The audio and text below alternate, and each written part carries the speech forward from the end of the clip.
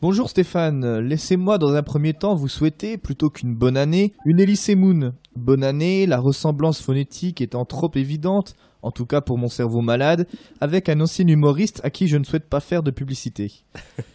Sachez auditeurs, sachez en poudre, sachez Guevara, que je vous prie de m'excuser pour les coups bas qui vous sont adressés, cher Stéphane, et que je n'ai pas d'amis comme vous, oh non non non.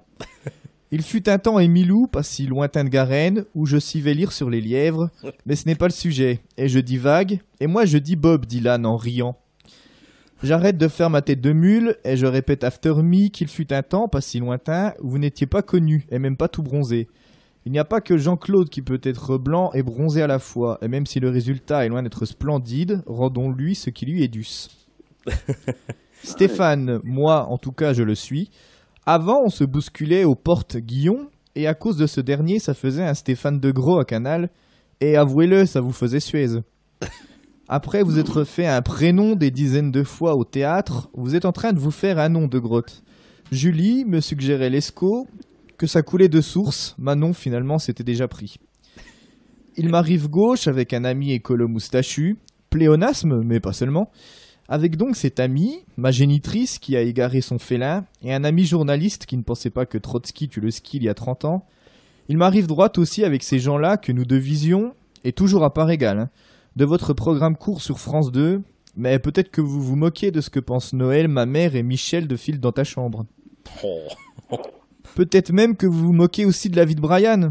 Pardonnez-moi pour ce jeu de mots trépiteux. File dans ta chambre, disais-je donc, une série que les moins de 20 ans, ce qui n'est pas évident pour manger, vous en conviendrez, ne peuvent pas connaître.